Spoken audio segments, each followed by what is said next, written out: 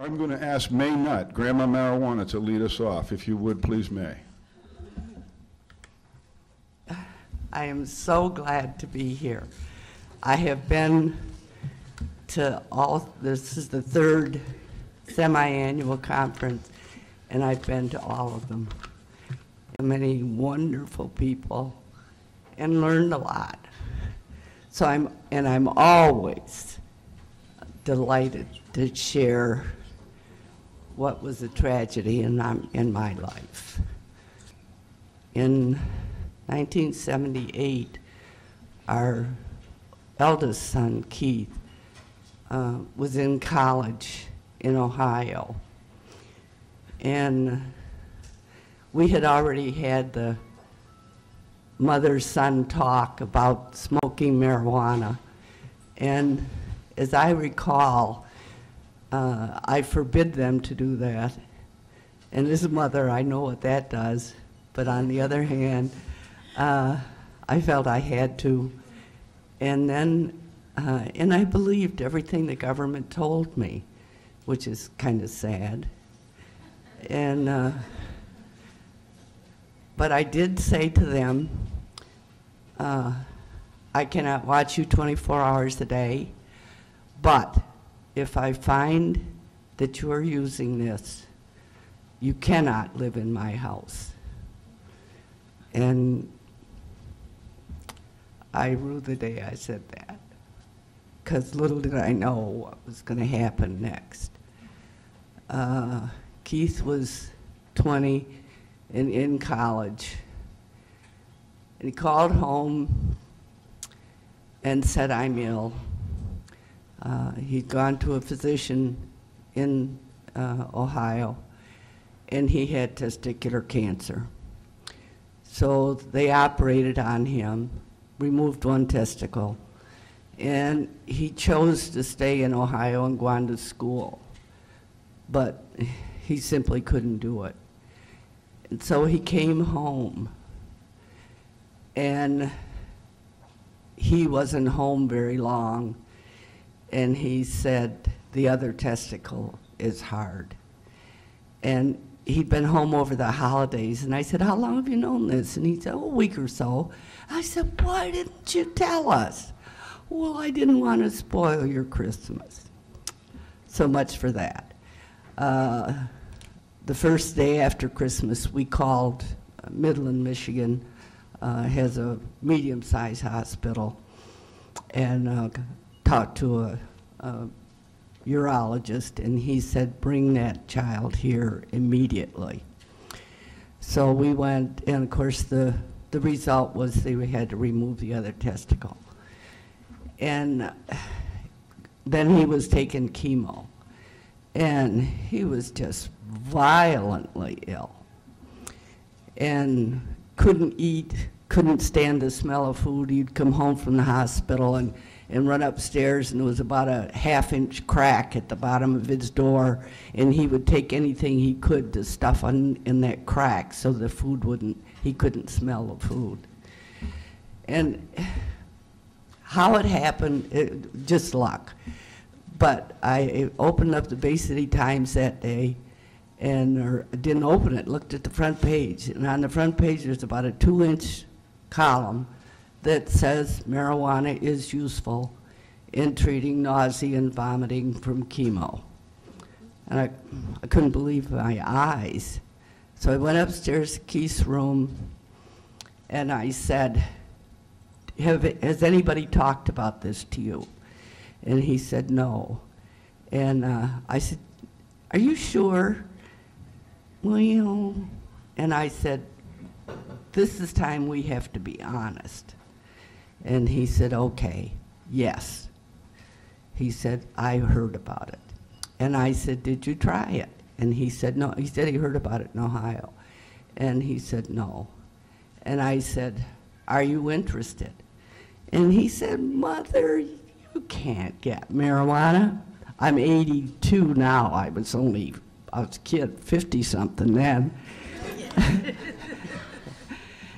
And so I said, let me be worried, let me handle that. So I had no idea. But I had a minister friend, lived not too far away, and he was dealing with troubled youth. And so I thought, I got to start somewhere. So I started with my minister friend and called him, and he said he thought he could get some. And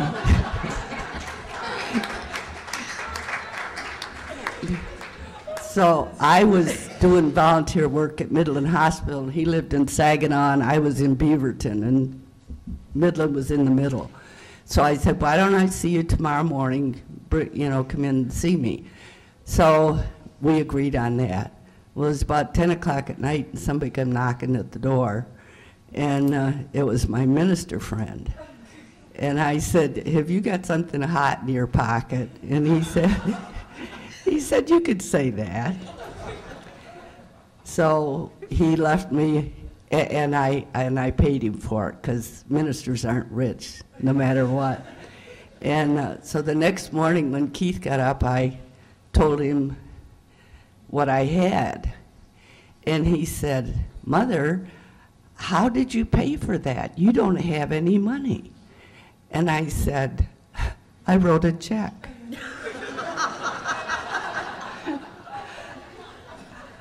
He said, you don't buy marijuana with a check? Believe it or not, I did. So. Made out to the church. No, not made out to the church.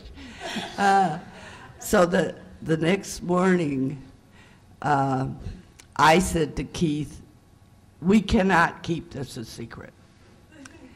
And I called the Bay City Times, which was the same paper that I'd seen this little teeny article in, and called them and said, we're going to buy it for him. We're going to see that it works. We know that it works. We already know that. And we're going to get it for him. You know, if we have to sell the house, we have to sell the house. And from that article, and it was a wonderful article written by a gal by the name of Gay McGee in Bay City. And they wrote an article. I just gave Mary Lynn a whole bunch of articles that I'd saved over the years. And from this article, we had marijuana rain on our house. We had marijuana on the front step.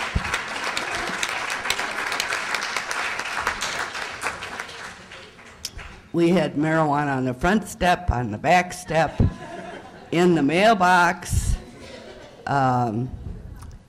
people knocking at the door, and we had, and the next step was we had to tell the hospital. And said, you know, we have enough for Keith and quite a few other people. And we wanted to share. And they pretended they didn't hear me because they didn't want to be involved, but they didn't say no. And in my book, that time, not saying no meant go ahead. And I ran out of marijuana, but I never ran out of the urgency of the situation. And Michigan, while Keith was ill, we hounded Lansing, and eventually they signed a bill to make marijuana legal in Michigan on the day Keith died.